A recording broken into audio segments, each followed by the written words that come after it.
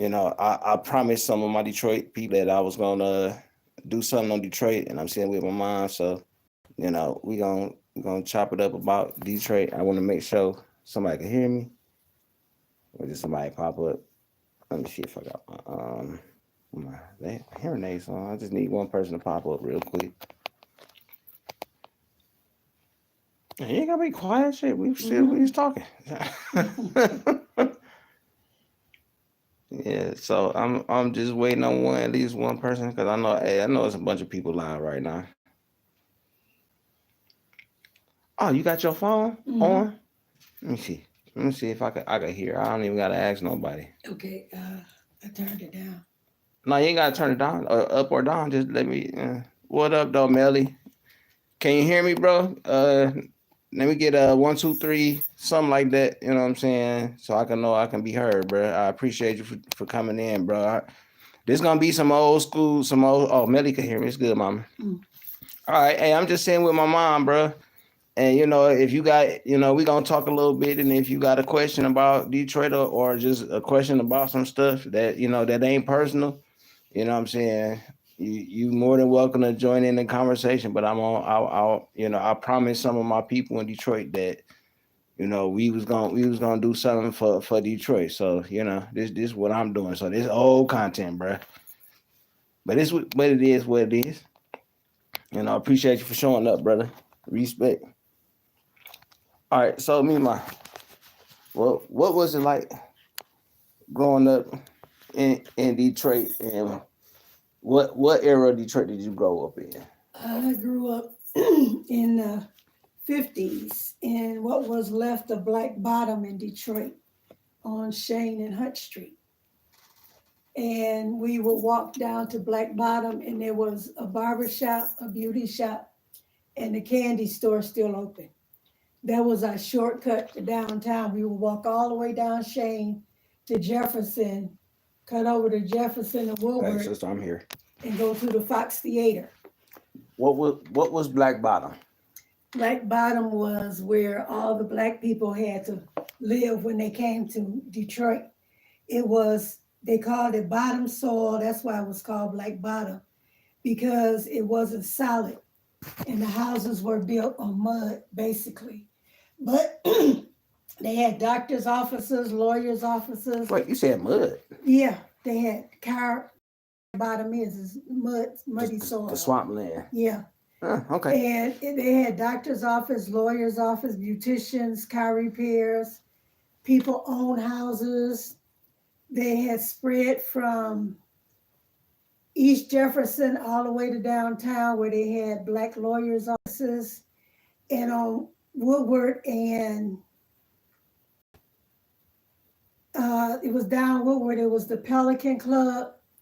They had the Greystone, where they danced, where they had black entertainers. That was the mama's generation, though. But by the time I grew up, Greystone had closed. But we grew up on Shane Hunt, and we used to walk downtown to different things, to the show, to go to Kresge's to get ice cream sandwiches. We used to walk down to Hudson's Christmas floor. Every year on the 13th floor, they had a Christmas village. And we would go down there, sing and walk around, play games, sit on Santa's lap, and then come home. That's why when I was a kid, you tortured me with that village up under the Christmas trees, right? Yes, that's why. Okay, it makes sense now. What's going on, everybody? What's good, K Ray's? Talking with my mom. So, this what we doing. Me and my mom just chopping it up and talking. So, when it comes time, we don't. If y'all want to know what y'all want to know something about Detroit, and I don't know it, you could just straight up ask. But this what we doing. And my great grandparents lived on Madison and McDougal.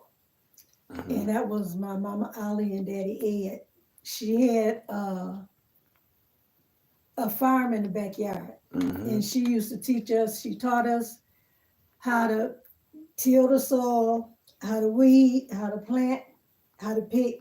In the wintertime, she would send us out there to get greens and cabbage. And we washed clothes, hung them up. We played upstairs because it was empty.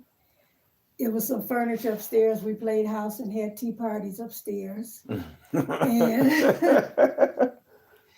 And she was a member of Calvary Baptist Church. She was a nurse. And she was a housekeeper. She worked for white people because that was the only job they could get back then. For the ladies? Yeah, for was the housekeeping? Uh-huh. So wait, so only the ladies could get like housekeeping jobs or tending to children? And... If they were light skinned, they could get jobs downtown. But they had to be light, almost white. And my great grandma was a black woman. And she took care of 2 white kids. While the mother, and well, I don't know what the mother did, but the father worked. And my daddy Ed had a stroke and he could only use one side of his body. So she would have to bathe him and feed him and take care of him. And we helped with that because we used to spend our summers down there. And she gave us a wagon and we would walk around and pick up bottles. Bottles and cans only were 2 cents back then. 2 cents? 2 cents, but we would get a wagon full of them. Right. And people stopped breaking bottles on the sidewalk when they saw us coming with our wagon, and they would sit the bottles at the end of the block. And we would have like 50 cents in bottles, and we would take it to the store and buy candy immediately. So, but she had this garage that was full of old stuff, old furniture, old TVs, old couches, and we used to peep through the window because she wouldn't let us open the garage door. And she had this old stove in the basement, this wood burning stove. We would go down there when we had to put coal in the furnace and play with the stove. And she said, y'all can't get no fire out of that because you need wood. So we got one of those in our basement right now. Yeah, do you? Yeah, it's both of them. It's it got like a little gas connection and it got like a place to burn wood. So that was before safety measures was in play. But we got one. And my other great grandmother and great grandfather lived on Shane and Hunt, and she had a garden, but she didn't work because my great grandfather was a jack of all trades.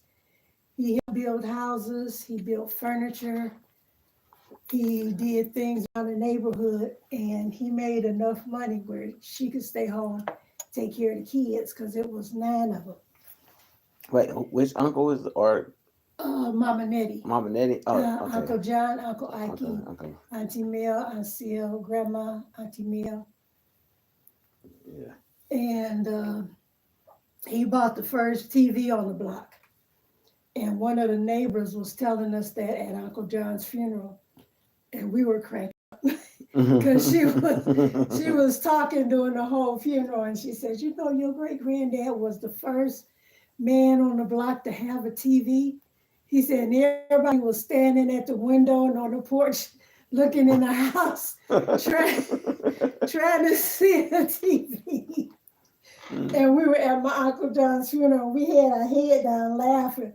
And my mother kept looking back at us, shaking her head, like, stop that. Right. And we pointed to, we said, it's Betty, it ain't us. Right. She was talking about the things she and Auntie Mel would get into.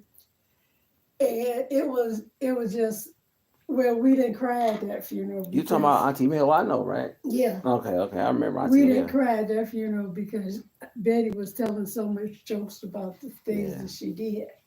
But my mother went to Miller High School when she was a teenager.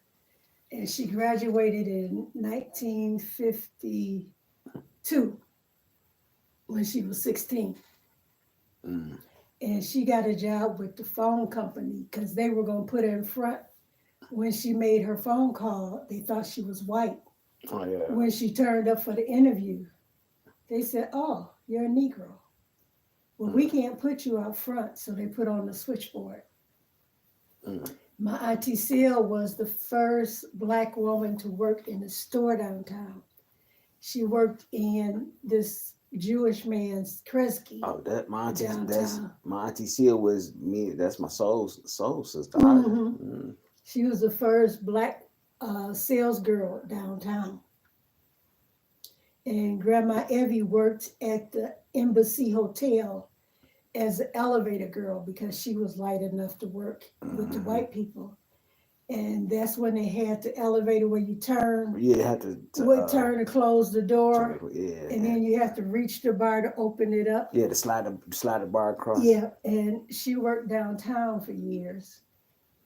And Uncle Ike worked at a florist company. He was a truck driver. Uncle John worked in the factory, I think. But when we were there, we used to walk everywhere we went. Mm-hmm. And when we had our family dinners, every Sunday, the whole family would meet at my Mama Nettie's house every Sunday. And the women would be in the kitchen cleaning, and when they cooking, and when they ran out of stuff, they would send Uncle John to the store. And this is a poem in my book, and it's true. So he would say, y'all get your coats and get in the car. So he would put big kids on the bottom, little kids on top. Mm-hmm. And he said, you remember pepper, you remember onions, you remember this, you remember this. That's why. So when I can't remember 5 things. So when we get to the store, he said, okay, I'm in line. Y'all gonna get what I told y'all to get. So we would be running around the store getting food off the shelf. Mm-hmm. By the time we get back, Uncle John at the counter, and he would pay for it. But on the way to the store, we would stop at 10 of his friends' houses who had kids. And we would get out and play, and Uncle John would have a drink with his friends. And then we get back in the car, he go to another house. We get out the car and play again, he could have another drink. And we did that all the way to the store and coming home.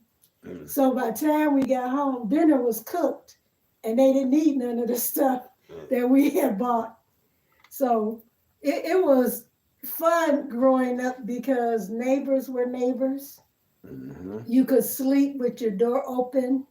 Unlocked. We could stay out until 10, 11 o'clock running up and down the street because there was always some parents out there watching us. We didn't worry about getting snatched off the street. Mm-hmm. We didn't worry about fighting because there wasn't no fighting over there. And if y'all did fight, y'all made up. Yeah, we made up the next day. And the parents was like, yo, we gonna let them get it out their system. Yeah, they would sit back and watch us fight. And then somebody say, you gonna get them now, they'll be tired in a minute. Yeah, I caught the last of it. I caught the very last, the end of that. I caught the last of it. Yeah, we only had to fight at school because there was some bullies at school. Mm. And these boys used to bully my brother. My brother was a year younger than me, but he was smaller than me. Uncle Kenny was crazy. And one of the boys came by the house and said, send your brother out. I said, send my brother out? You crazy. And I said, you better go home. And he wouldn't go home. So I came down the stairs, I picked up a brick. Mm-hmm. I said, you got to the count of 3 to get from in front of my house because my brother ain't coming out. He said, you ain't gonna hit me with that brick? I said, broke his nose. And he went running crying. I said, I told you my brother ain't coming out. But that Kenny, was the end of it. But see, Kenny was crazy though. Huh? Uncle Kenny was crazy. Not crazy in a bad way, but he was crazy. Like people thought he was slow and all the other shit. He was the sharpest motherfucker around. Yeah, he was a genius. He went to special schools in the summertime that were free, but they didn't have scholarships for black kids when we were growing up to go to special schools. So he only was able to get scholarships in the summertime. And he really liked the programs, but he was a straight A student. He didn't have to study. He could look at a math problem and give you the answer. And then if you asked him how he got the answer, he said, what you mean? That's the answer. He said, what? You need to know how I got it. I said, yeah, please. Because he used to do my math homework and make me mad because he would just give me the answer. He wouldn't put the work down. I had to beg him to show me how to get the answer. Mm-hmm. But I wasn't good in algebra no way, so Yeah. it didn't make no difference. Well, most of us, the men in the family, good with numbers. Yeah. And we are good with numbers Well, somehow. I'm good with numbers. I can do money and stuff, but No, I'm talking math, about numbers and different things. yeah. So, geometry, Mm-hmm. algebra, Mm-hmm. even Trigonometry. trigonometry. Mm-hmm. One thing I could say, chemistry. I couldn't do them chemistry numbers though.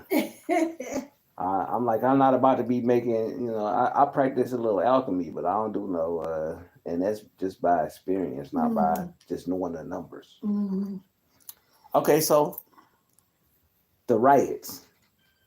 What was your experience during the riots in Detroit? I was 16 and I was coming from work.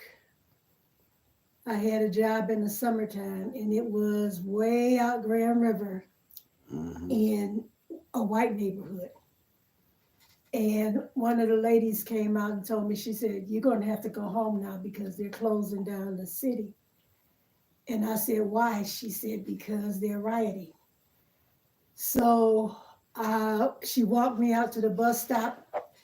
The bus driver, when I got on, he was white. He said, "Sit right there." He said, "Sit right in front of me." So I sat at the first seat, and this guy got on and looked at me, and the bus driver said, "Keep moving." He said, "Don't mess with her." So he put me out on Joy where I could catch the Claremont bus, and I got home in enough time before it started. Mm-hmm. The National Guard was stationed at Southeastern High School where I went. Uh, they put us on, we had to turn off our lights by 9 o'clock. We had to close our doors. We couldn't be on the porch or anything. And the National Guard would patrol the streets. But it was some shooting over there, and it was bullet holes all in our roof. But Mama had us sleeping on the floor in the front room because there wasn't room for us in the back rooms. So You talking about when the house on Gladwin, right? yeah, the house on Gladwin. Okay. There wasn't no room in that back room for everybody? Uh-uh. It was Kenny's room. Oh, But okay, she okay. told she didn't want us sleeping up in the bed. Right. She wanted everybody on the floor in On the one first room. floor. Yeah, first floor instead of upstairs. Yeah, So so there was that's 3 where rooms up we there? slept. We all had pallets and we just slept there. Mm-hmm. We got up in the morning, we turned our lights out at 7. We didn't watch TV or nothing. And it was scary because we would be sitting on the porch and the National Guard would come by and they would sometimes stop and just watch us and then they would keep on going. And the riot came as close to us as Mac and St. Jean.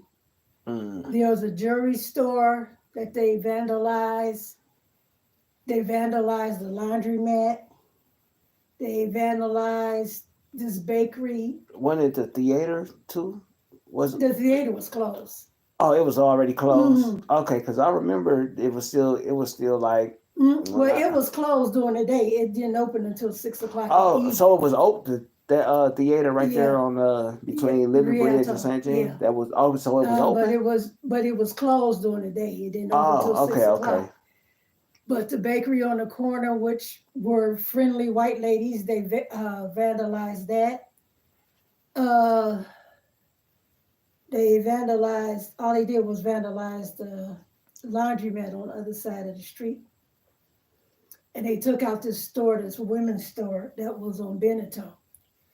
And when we were walking after it was over, after the National Guard left, we were walking and it was like a ghost town on Mac. Mm-hmm. And it was so scary. And Mama said we all used to cry out in the night when we hear the guns shooting, "Don't shoot me, don't shoot me." But it was scary. And it was it was terrifying. And when I got to UOD and I was driving down 12th Street, I saw all the damage that it had done. It was No houses for blocks. Yeah, that's how it is now. I know. They swept. So wait a minute. So the National Guard took them out. They set it on fire. Oh, The it was writers the set it writer on set fire fire. after they went, because there was shops and Yeah, houses on 12th Street. right. I remember. But when they set, you weren't there when No, they had I'm saying I remember pictures because Yeah. I know some people got one of the ladies that I did a image for. She got pictures of 12th Street back in the day. So I kind of Yeah. But they set it on fire and everything burned all the because way they down. wouldn't let the fire department couldn't get over there. Yeah. So it's just blocks of empty space.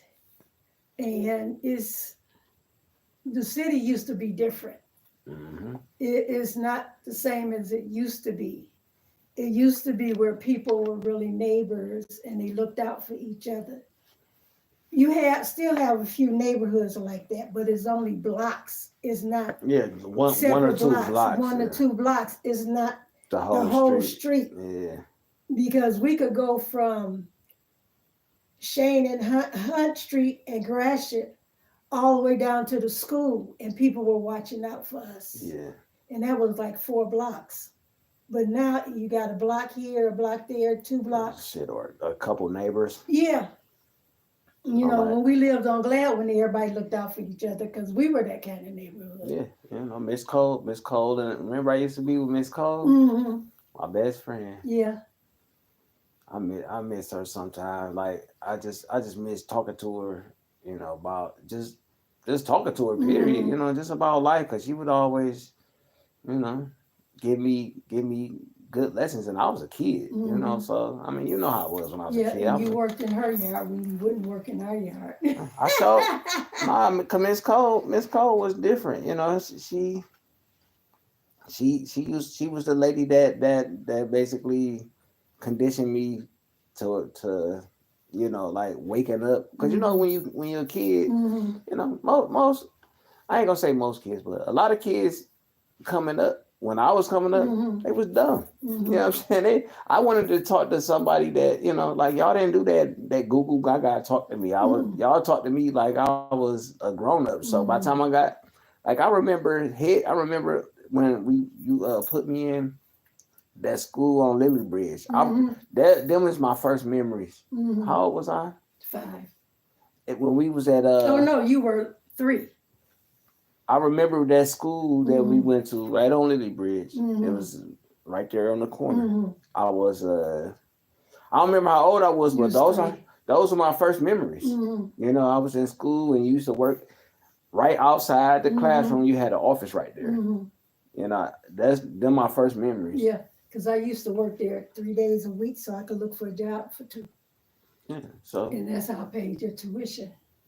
You had to pay for me to go there? Yeah. I thought that was just a regular school. That was a daycare. Ruth went there when we moved over to the neighborhood because I went to Southeastern. And I used to drop her off there, St. Bernard's, and then walk to school. That's the name of it, St. Bernard. Yeah, so when you were 3, Miss McDade was still working there. I remember her. So I went and talked to Miss McDade. I said, Miss McDade, I'm not working, but I need my son to go to school so I can look for a job. She said, okay, bring him. Yeah, I remember the lunch. I remember that lunch lady. I remember Miss McDade. I remember, I have a few memories of that, but I remember going there. And then I remember going to Rising Star. And that's where Dad used to pick me up at. And I remember, but I was like 3 years old. Like I still remember them. Like that's the farthest I could go back. Other than that, I don't remember much. But damn, I was 3. Shit. That's because you was talking. Yeah. All right, you know, you know, I was talking. My favorite word was fuck a bitch, right? Yep. I remember when my classmate needed somebody for her doctorate paper. She said, can I use your son? Because I played a tape. I taped you talking. And she said, that's your son. How old is he? I said, 2. She said, can I use them for my doctorate paper? I said, yeah. And you sat there and she talked to you for hours. She tape recorded you. Yeah, she wrote her paper about you. Yeah. She had a little daughter. And we used to take y'all downtown to the fairs on Saturday. Mm-hmm. And then we would take y'all over to Canada to play on the playground.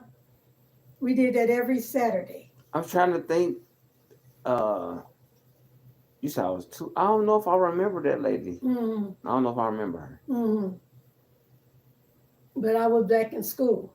Okay, yeah. And she wanted to use you for her doctorate paper. And she said, your son is speaking sentences. I said, yeah. She said, and he using big words. I said, yeah, every day we learned a word. Every day. Yep. And then I had you use it in the sentence. Yeah, I remember them. You made me write sentences, making me write down book reports and shit. I got you journaling. Yep, I remember I had a journal. Oh, the funny thing that I was thinking about the other day when I was sitting in front of a paper. Mm-hmm.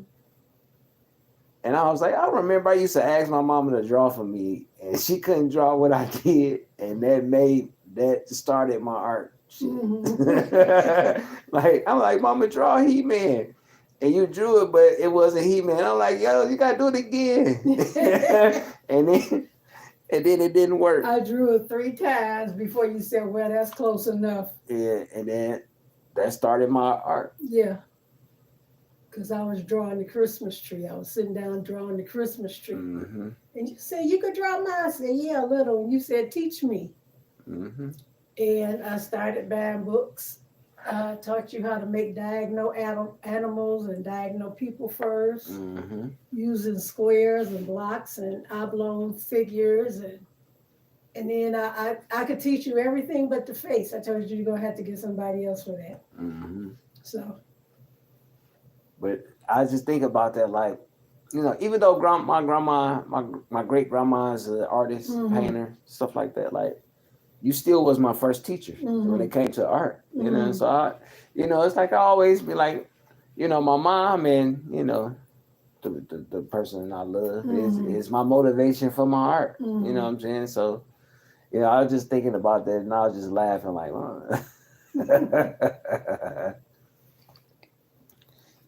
yeah, we had some great. See, I had a Miss Cole just like mm-hmm. you had Mama Nettie. Mm-hmm. You know, I had a Miss Cole, so mm-hmm. I still got the lessons in the tradition because you know we basically the elders that mm-hmm. was there with you was there with me, so mm-hmm. you know that's why and that's why you're drawing the Reverend Calloway too.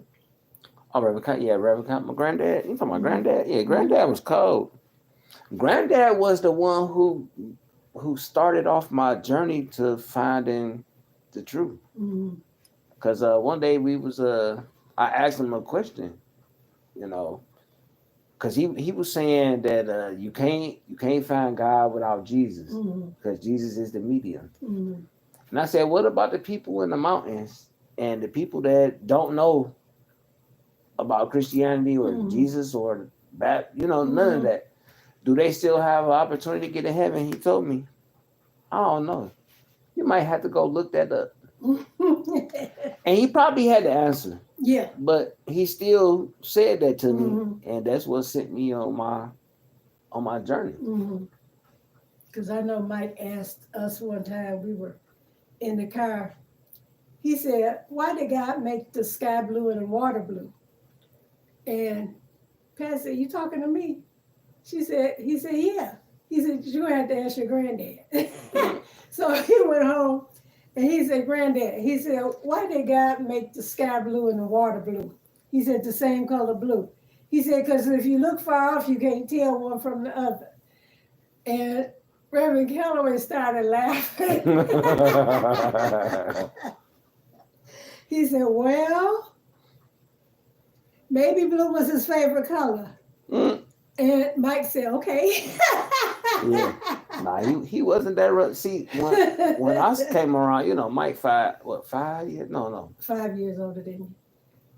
Mike no. 51, 6 years older than you. Yeah, he's 6. Yeah. My favorite cousin. Mm-hmm. But by the time I came around, Reverend Calloway was like, I ain't gonna lie to you. Mm-hmm. And he might have knew that. I ain't gonna say he knew the answer because Mm-hmm. of the research that I've done, but Mm-hmm. if he I'll just say he never lied to me about anything. Yeah, he always studied. Yeah. He was always Reverend studying Calloway was books. my guy. Mm-hmm. I was the crazy thing out of all his kids and Mm-hmm. everybody else, he remembered me. Mm-hmm. And I'm like, how you know my name? He like, you even. I know you. I said my name, I don't give a shit. Mm-hmm. And I said it. Like, I know you. Mm-hmm. I was like, damn. Like, out of all the people, when he got, what was it, dementia? Dementia. When he got dementia, I was the only person he remembered. Mm-hmm. I was, Yeah. and they told me to watch him whenever he would get up to go use the bathroom. They like, yo, you walk with him because he know you, like he gonna get the rest of us problems. Mm-hmm. And I'm like, well, how do he remember me over his children, his own kids, his grandkids, and his own babies and y'all? I'm like, y'all had more experience with him than I did, but he remembered me. Yeah. And we would just sit and talk, and I mean, man, it's so many people that had great influences in my life, and they was the elders, you know what I'm saying? And it's like they gone, and it's like I remember the things that they told me and that we talked about, but they were, it's like I have all of that, everything that they gave, I got it. Yeah, but so did I. Yeah, same. Yeah. It seemed like my sisters missed everything that I learned. My great grandma, the funniest thing she told me when I was 10 years old, she said, keep your drawers up and your dress down. I said, what? She said, you heard me? And after she said it to me a couple of times, I went home. I said, Mama, my mommy told me to keep my drawers up and my dress down. And Mama just fell out. She started laughing. She said, she don't realize you're 10 years old. She think you grown. That's how Auntie Seal was with me.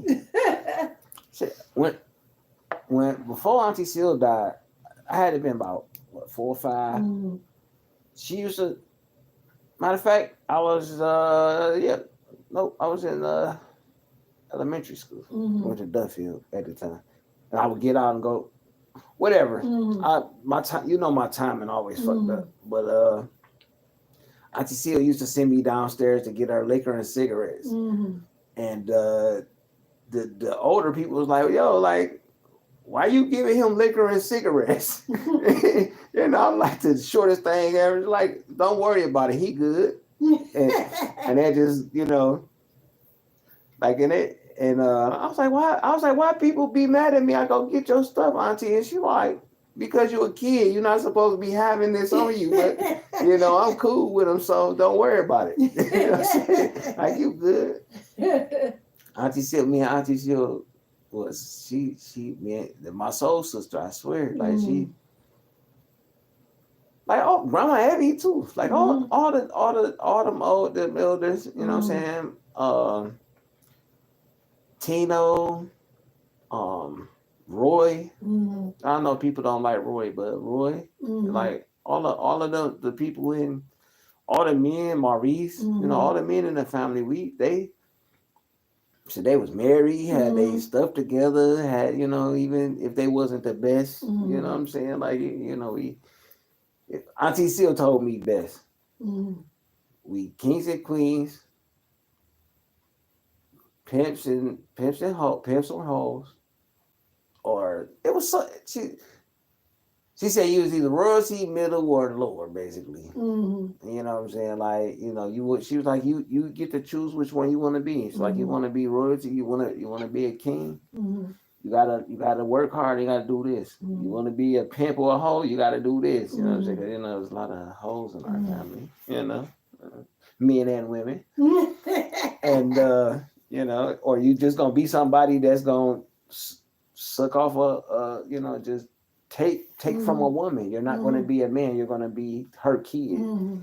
And I'm like, I don't want to be the bottom two. Like, I don't want to be that shit. I see how they talk about the niggas that live off of women and in our family. Yeah. You know. Seal used to sit me and Joycey down and talk to us about being married.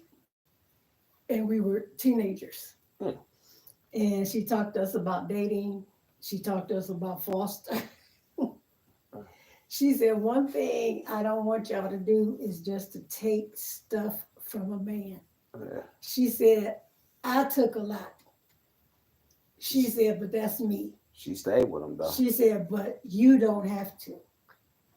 And she schooled us. Yeah. And she talked about bad men. She talked about good men. She talked about the men in our family, but I knew about the men in our family. We was hoes. Because I grew up with them. We was hoes. Look, we could be honest about this shit. We was hoes. And my uncles were all functioning alcoholics. Yeah.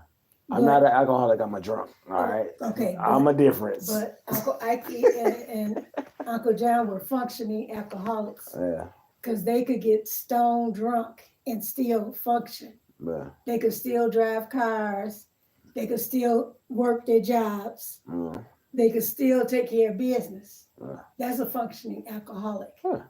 But on Thanksgiving and New Year's, no keys. Everybody giving it. Everybody had to take and their keys at the door. I did that one. I was the kid that they sent to pick up all the keys. Yeah. I remember one of those events. Yeah, because everybody would get drunk and fall asleep on the couch. Yeah. And Mama and Nanny would roll Daddy Henry because he always had a wad of money in his shirt pocket. He wore these shirts where you could see the money, and he would have $1 bills on the outside, and he would have the hundreds on the inside. And Mom would say, "Come on, Dad, let's go." and Auntie Nanny said, "We're gonna get caught." She said, "Shh." And she would take the money out of his pocket, peel off some from the inside, put it back, put the money clip back on, put the money back in his pocket, and he would know the difference. He proclaimed he was a Jew, right? Yeah, he said he was a black Jew. He said his father was a Jew, but his father was a white Jew. Because my Molly told me she wouldn't go into any detail, but she said she had to run from Alabama with her boys. And she was chased. So she went to Philadelphia. And she worked there until she met Mr. Ed. And she married him and came to Detroit in 1923. So Daddy Henry always claimed his dad was a Jew. And he had a card, a membership card in his wallet. It said he was an honorary Jew. Jewish member of this temple, wherever it was. So he said, "I am a Jew." He pulled out his card one time and showed us. That's why he Daddy Henry really didn't get it. I mean, I remember when he was rocking back, but I met Daddy Henry after all of that. He was rocking back in the Black Bottom. Yeah. When Coleman Young was unofficial mayor of Black Bottom, Daddy Henry was the unofficial co-mayor. Yeah. And they did whatever they did down at Black Bottom, and they didn't get in any trouble because Daddy Henry made money. Yeah, all this shit. I don't know. You know, and I don't know what he did to make it. He didn't tell us that. Mom and them didn't know. So nobody knows. Hey, you remember when he threw the money at me? Yeah. And it hit the floor. After he bought everybody a souvenir from out of town. He bought Mama a diamond bracelet, real diamonds. And he bought all my sister's bracelets. And he said, Kay, I didn't get you nothing, but here's something for your son. And he flipped this silver dollar from the dining room to the living room. And he said, that's for your boy. And you bent down. And I said, don't ever accept anything somebody throws at you or won't put in your hand. It's not worth it. Dad Henry said, he not going to get it. I said, hell no, he ain't getting it. I said, you want him to have it? Put it in his hand. And it stayed right there on the floor. I taught you, you don't take anything somebody throws at you because you are not an animal. You are a person. Anybody who wants you to have something will put it in your hand. Yep. Or sit it in front of you. Yep. And that's why I don't compromise who I am for money. Yeah. You can't buy me. Because if you don't respect me enough to give it to me on your own, then I don't need it, and I don't give a fuck if you throw it on the floor. I'm gonna spit on it. Yep. And walk over it.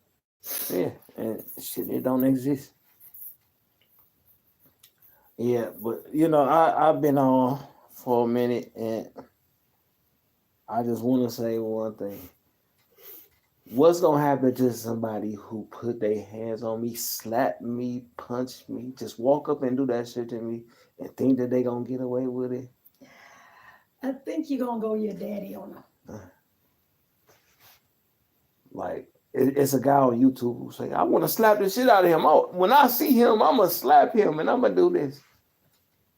Like, dude, I'm gonna be the last person you slap. It's gonna be the last place that you stand. And you might as well just be prepared to wake up next to God or in front of God, because nobody is going to put their hands on me. Yeah, if he slap anybody, they gonna slap him back. I'm not gonna slap him back. I'm gonna clap him back. I know, but he gonna wake up in heaven and I realize he dead. If that motherfucker touch me, I mean, come on, mama. You already know how I am, and I didn't even try to show this. I mean, come on, these motherfuckers on YouTube, they've been talking about you. They've been reaching out. Did somebody reach out to you on outside? You ain't got to say their name. Yeah. But didn't somebody reach out to you? Yeah. And the lie they told on me is that I told them information about my family. And I don't speak to people I don't know about my family. I'm doing this because it's free fall. And they don't know me and they don't know my family. But I don't talk about my family to anybody and everybody. And if somebody said that I said something, if I said it, I would admit it. But I didn't say it, so they're a liar. And I can't stand a liar because I don't lie on people. I don't call people that I don't know and introduce myself either. And a lot of your friends have called me, or a lot of people who know you have called me, but they didn't turn around and tell lies on me. Right. Because they know me. How many lady friends that I got that talk to you? How many? I cannot give a number.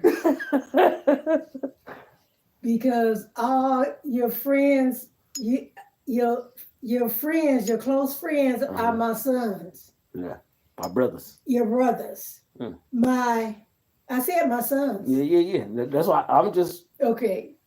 And their wives are my daughters. And their children are my grandchildren. Yeah. And they can call me Granny or Grandma K or whatever they want to call me.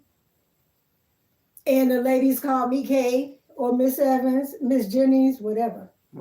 How many lady friends of mine gives you gifts or talk to you or ask you for advice? Well, all of them call me for advice.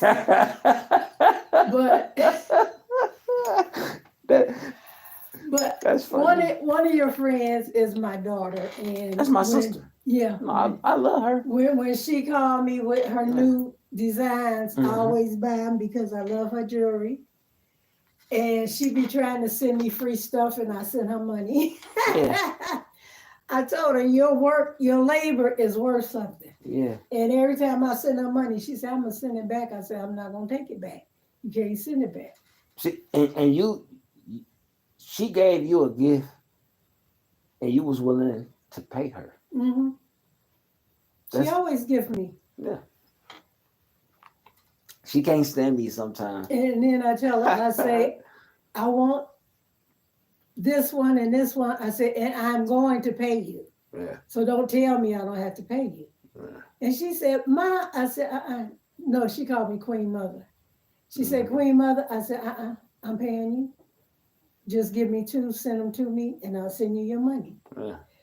And that's what she does. Yeah. I talk to her every now and then. She, you know, a lot of stuff that I say, she kind of disagree with, but she know it's true. But people are used to, being, I ain't gonna say lied to, but catered to. Like they want their feelings to be matter. Yeah, like the world don't care about your feelings, so you gonna fucking just. I'm the motherfucker that's gonna tell you like, your shit fucked up. Like I'm not gonna say, oh, it's this and this. Like, nah, this shit fucked up. Right? I love my. But see, all the women that that I know through me,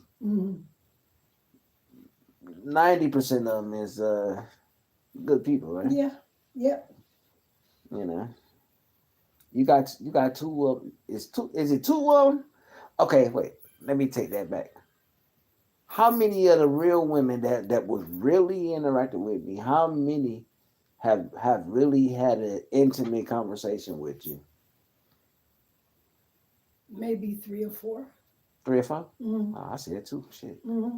I ain't gonna ask who they are. You know. Because you know who one of them is. Yeah. I know who one of them is. I know the one. And you know who 2 of them are. Yeah, I know who 2 of them are. Yeah. That's why I said 2.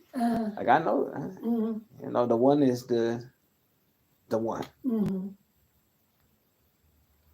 Oh, hey, one more question, then I'm gonna get off this motherfucker. Have I ever been afraid to let a woman go? No.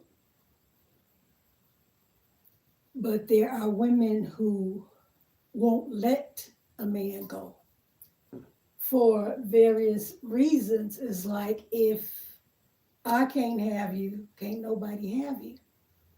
But in a relationship, when the love is gone, it's gone. It's time to move on.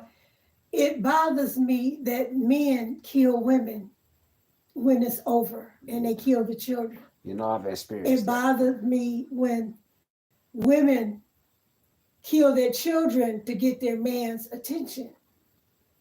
All of this bothers me. It's upsetting because when I broke up with a boyfriend, it was over. I said, okay, we through. Don't call me no more. Don't come over my house. And if they did, I'd just turn my brother on, I said, Kenny, tell them that it's over. And he would go out there, he said, my sister said it's over, don't come back. But if it's over, that's just like you in love one week and you fall out of love with the same guy you was in love with last week. It don't hurt to tell them, I don't feel the same way about you this week that I did last week. So maybe we need to move on. And move on. Don't take it to heart. Don't wear your feelings on your sleeve where can't nobody leave me. unless I say so. Mm-hmm. Or if they don't want me, they can't have nobody. It's not like that. Black people need to stick together. Mm-hmm. We are the only race on this planet that does not stick together. The Mexicans stick together, the Jewish people stick together, the Irish people stick together, the white people stick together, especially the white people. The Native Americans. The Native Americans. You can be dead wrong and you can catch a white man in a lie, but if he turn around and say, what did I say? And he said, I didn't hear you. That's sticking together. Yeah. They're not shooting and killing each other because it's time to move on. Only we are doing that. We need to take a look at ourselves, at our hearts and our minds. We need to readjust our minds. We need to get past that slave mentality. Mm-hmm. We need to, because we're not slaves and we're never going to be slaves again, thanks to those of us who don't have the slave mentality. Mm-hmm. But if you can't let go, then something is wrong with you. We lived like gypsies, didn't we? Yeah, Every 6 months we was moving. yeah. I didn't have time to attach myself to shit. I wasn't afraid of moving. I wasn't afraid of starting over. I have never been afraid of starting over because it's just a move. So that's what we do. And it was necessary that we make that move. Yeah. And if it's necessary and it has to happen, then it happens. Mm-hmm. You know, I done left furniture. I done left everything but my books and my writings. Yeah. Same as my art and my... Yeah, Mm-hmm. because that's what's important to me. Yeah. Those are the things that make me thrive. Those are the things that make me happy. So I'm taking my books, I'm taking my writings. Furniture, Clothes, ain't important. toys. Toys, I can buy clothes, I can buy furniture. It's not necessary. As long as I got a couple outfits to wear, I can put a couple outfits in the bag and be happy. Yeah. Until I can buy some more clothes. Yeah, until I relocate to be where I can accumulate some more shit that I can let go. Yeah. Basically, I got a closet full of clothes I can't wear now because I lost so much weight. Right. So I got to clean out my closet and I got to start all over. And it's okay. And it's okay. Because that's what we supposed to do. We supposed to adjust, adapt, and evolve. Yeah. So I'm okay with leaving shit behind too. Mm-hmm. You know me, shit. I done left and been gone and left everything. Yeah. Like I don't have a problem readjusting or readapting my life to what I need to because and Dad taught me that too though. Mm-hmm. You know what I'm saying? Because you know, my dad had to. Mm-hmm. He had to go. Mm-hmm. And he did what he did, and he left home when he was 16. You know, like we, you know, it certain people cut Mm-hmm. from certain cloth. Yeah. Certain people cut from fabric, Mm-hmm. and there's a difference. Mm-hmm. And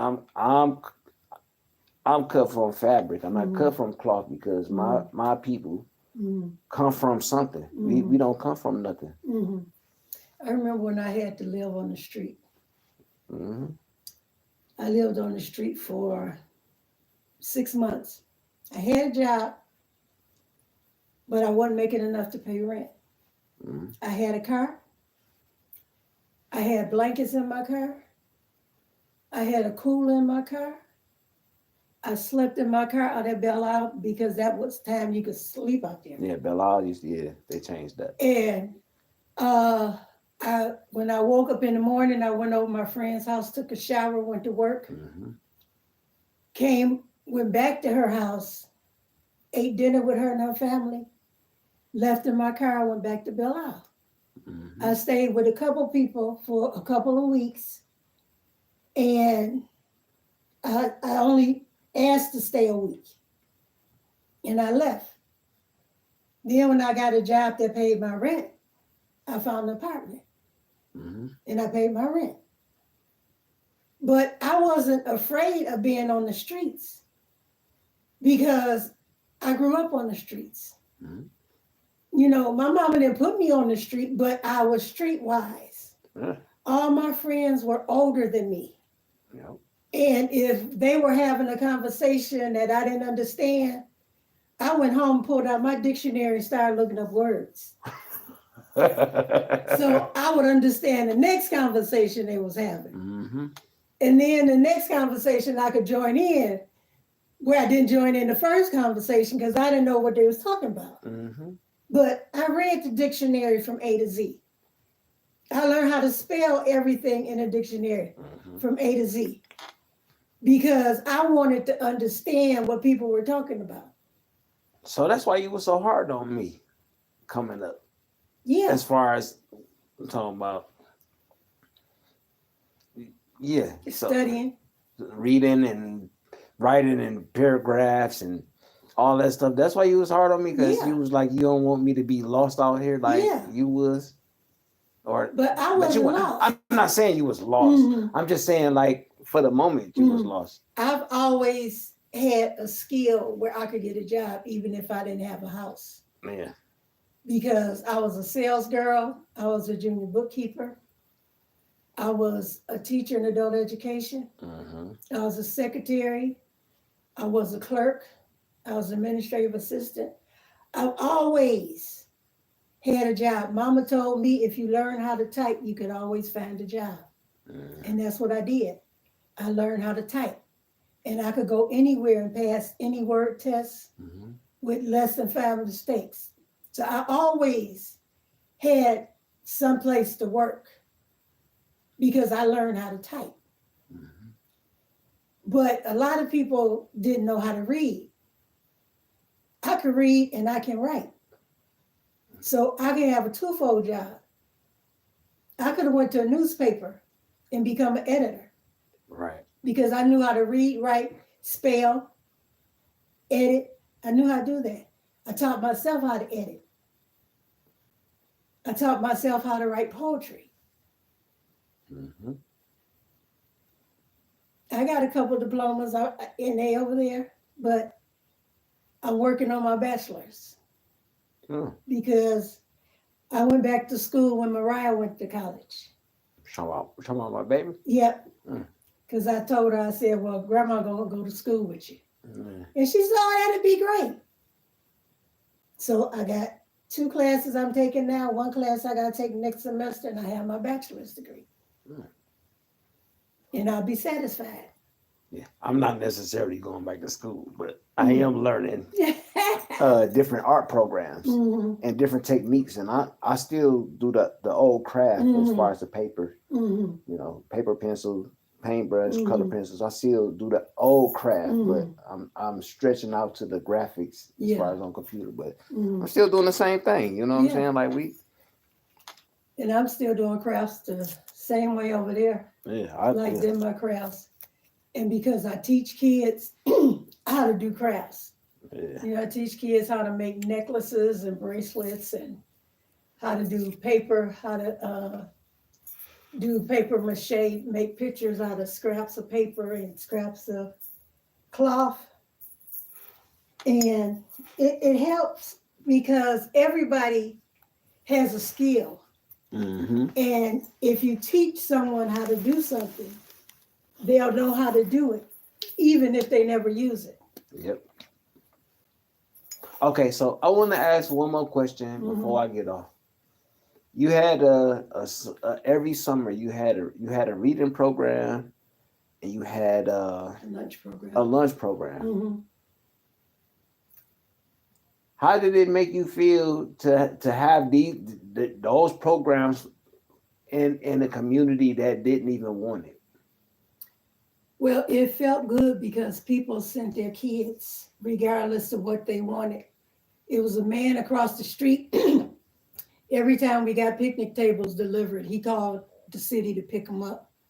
And I would have to call the city the next day to have them delivered back. And then he bought me some little tables with some seats that folded down, but I had too many kids. So I just ignored him. I fed lunch to the kids. We had the front porch reading program with the kids in the block. Mm-hmm. They would come down, we would sit on the porch, read a book, and then after they read the book, I would give them the book. Because I got books donated from libraries that were throwing away books. Throwing the books away. Throwing books away. Mm-hmm. And they donated them to me. And then when we had our back to school program, we would have school supplies, food. Well, school supplies, food, and games. Mm-hmm. And then that's when your friends, your brothers would come up and help. And my sisters and my nieces, anybody who needed school credit for community service would come up there and they would help. Mm-hmm. And we played soccer, we played 3-leg race, we had sack races. Oh, I was a part of, I was part of that too. We had the kids was on the swings and on the monkey bar. And we had to paint the park for that. Because the city wouldn't paint it. So they bought the paint. And we painted it. Yeah. And we had it bright and shiny. And they couldn't believe it. Yeah. We changed a couple parts, not just that one. Mm-hmm. And we would go to the meetings, and when they would tell us that our park was like 10 years down the line, we say, no, that's too far. Yeah. We have a program every summer. We want the kids to have some place to play. Yep. So they bought us paint. We painted it. And we had one fight all the years I was up there. I was up there like 10 years. We had one fight.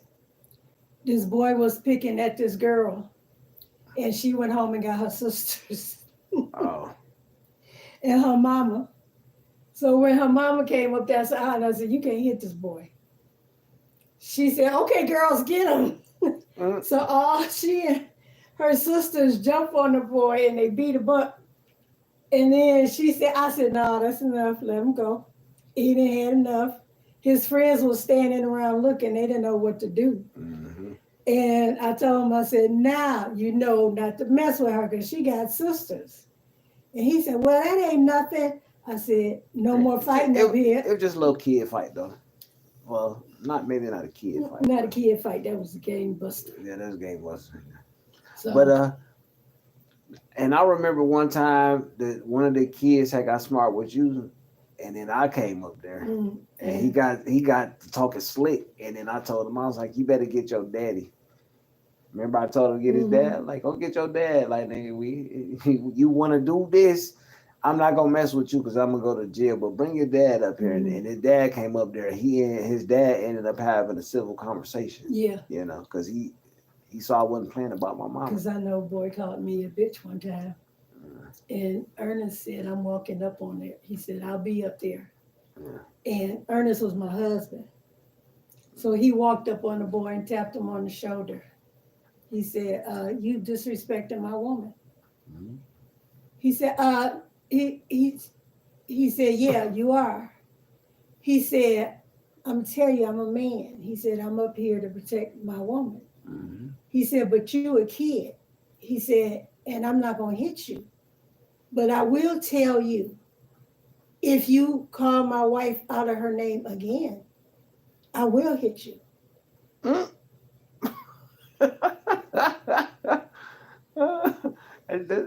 And the boy apologized a couple times. Mess with the people I love and watch and how he didn't come back up to the playground. Hey, imagine in my era and the way that I am right now and all the shit that I done lost. Imagine how much rage that I got that I'm gonna let some shit go if somebody fuck with me or the people that I love. Let somebody mess with you, mama. What? I ain't gotta ask. Ain't nobody gonna mess with me. They bet not. That's gonna be their last day on earth. And I'm gonna hurt somebody they love just to prove that I'm really about this shit. You got something to drink? Mm-mm. No, nothing. No Southern Comfort. Nope. You stopped drinking? I ain't been to the store. I ain't been to the store. Yeah.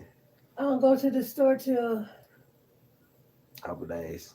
Yep. I can go Saturday. Okay, so look, we gonna I mean, I know it's a lot of stuff going on, but maybe every other week we do a visit. Every other week. Anybody want to ask me anything about Detroit? Oh, it's 6 people in the chat. Y'all want to ask anything about Detroit right now? My mom is willing to. If y'all want to know something about Detroit or as long as it ain't nothing personal, cause hey, my sister in the chat right now, she gonna boot your ass up out of here if you get disrespectful. Like, hey, Reggie, you got the green light on everybody. Is anybody want to ask something about Detroit or ask about family or just ask about something that's relative, nothing personal? I mean, cause we got personal, like we talked about some personal stuff, but I'm gonna give it a couple seconds, you know what I'm saying? And if not, then I'm gonna end this video and I'm gonna finish chopping it up with my mom. Oh, hey, and look, I got this shit on the t-shirt. I'm about to get my brand up. Like holla at me on some artwork if you want some artwork or something. Like I'm cold. I've been drawing since I was 2. I've been drawing since I was 2. But if ain't nobody got no questions, I'ma just sit back and chop it up with my MiMa, and we gonna do what it is. But I hope that y'all heard what we talking about and what was being said. And, hey, what we got to lie about? Nothing. What is there to gain from lying? Nothing. I can make my own shit. What I need somebody? What I gotta? These people is crazy with this. Oh yeah, K Razy. Yeah, you see. Hey, look, this how me and my MiMa talk. You know what I'm saying? Like this is how this the relationship you supposed to have with your mama. You know what I'm saying? Be able to talk about everything. I might cuss a little bit. You know what I'm saying? Like I know y'all don't cuss with y'all mom, but I'm not cussing at my mom. I'm talking with her and speaking in my language. Shit, I'm an asshole. You know what I'm saying? Like shit. I drink a little bit and I still had the greatest respect for my mom. You know what I'm saying? And this is what I want to show people. Like, this is why I'm polite. Like, I'm really an asshole and I might shoot your ass. Am I lying? No. Like, I try to be cool with motherfuckers, but hey, Russell, slap me, nigga. You gonna wake up in heaven. Is Russell back on? Huh? Is Russell on? Nah, Russell ain't in the chat. He ghost watch. And he say little slick shit like, you know what I'm saying, Mama? I know you don't want me to hurt nobody, but if I ever meet this nigga in real life and he slap me, he gonna talk to God. That nigga gonna talk to God. And you already know what it is, right? Am I lying? Yeah, you know what I'm saying? Hey. But hey, so I see y'all ain't got no question for my MiMa shit. Hey, this Lou chilling with his mama, and I hope that you catch a replay.